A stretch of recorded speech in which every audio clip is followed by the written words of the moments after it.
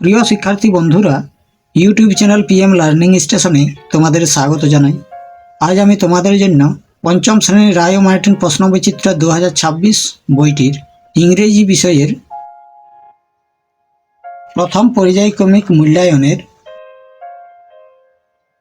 1 নম্বর school AC institution Malda এই স্কুলের সমস্ত প্রশ্নের উত্তরগুলি নিয়ে আজ আমরা আলোচনা করব। তাহলে আর সময় নষ্ট না করে প্রশ্নপত্রে আসা যাক। দাগ নম্বর 1 এ write T for true and A for false statement in the given boxes. Question A.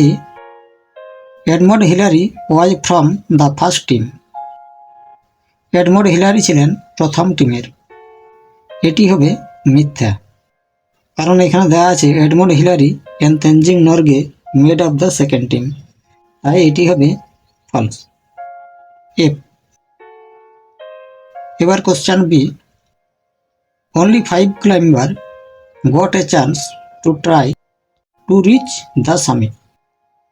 কেবলমাত্র 5 আরোহী শীর্ষে ওঠার সুযোগ পেয়েছিল। এটা হয় ফলস, কারণ এখানে দেওয়া আছে only 4 would get a chance to make a attempt, অর্থাৎ 4, তাই এটি হয় false.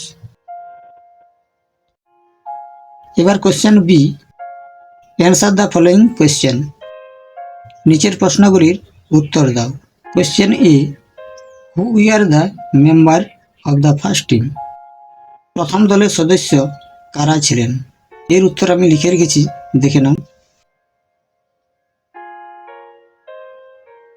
Tom Bourdillon and Charles Evans were the member of the first team.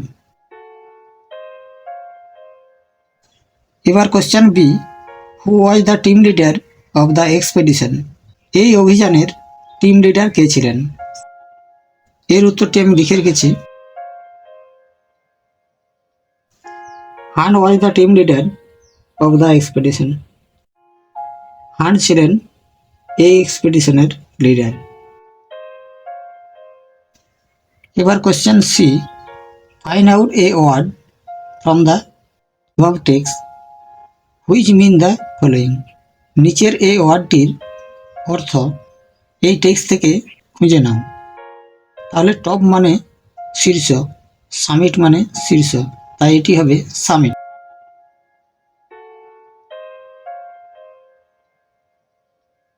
এবার গ্রামার এন্ড ভোকাবুলারি।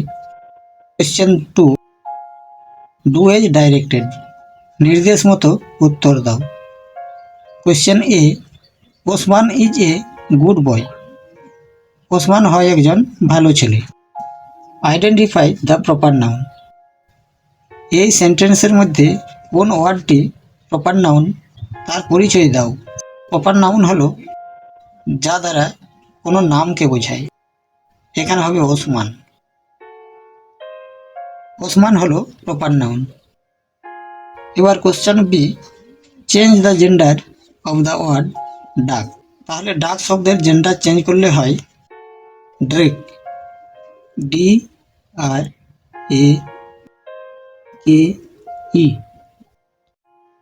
এবার কোশ্চেন সি।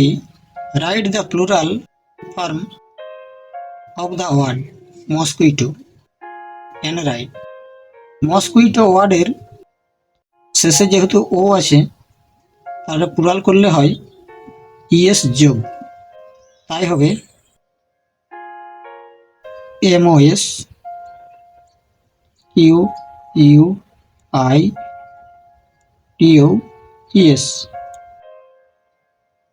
এবার question D. Where is your sister. তোমার বোন কোথায়? Write the type of the given sentence. অর্থাৎ বাক্যটি কি ধরনের বাক্য। যেহেতু এটি প্রশ্নবাচক মার্ক করা আছে, তাই এটি হবে ইন্টারোগেটিভ সেন্টেন্স। বানানটি হলো INTERROGATIVE।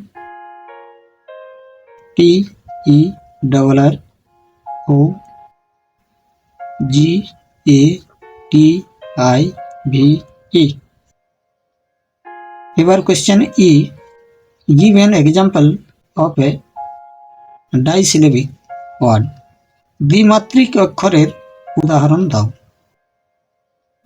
তাহলে এর উদাহরণ অনেক হবে, father, mother, student, doctor, chair. এখানে লিখলাম ফাদার, FATHER। এবার question A, not football he playing is. Rearrange the word to make a meaningful sentences. অর্থাৎ এই সেন্টেন্সের ওয়ার্ডগুলি এলোমেলোভাবে রয়েছে, এগুলি সাজিয়ে একটি অর্থপূর্ণ বাক্য তৈরি করতে হবে। তাহলে সেই বাক্যটি হবে, he is not playing football. সে ফুটবল খেলছে না। হি ইজ নট প্লেয়িং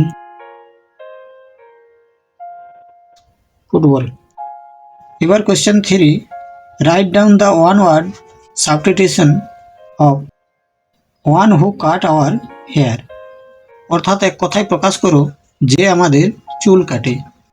তাহলে যে আমাদের চুল কাটে তাকে বলা হয় নাপিত, ইংরেজিতে হবে বারবার, BAR।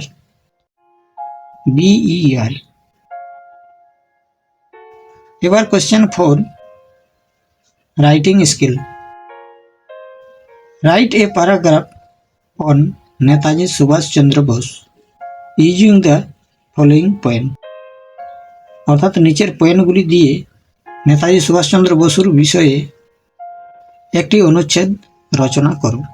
আমি তোমাদের জন্য সংক্ষিপ্তভাবে একটি অনুচ্ছেদ লিখে রেখেছি, তোমরা দেখে নাও।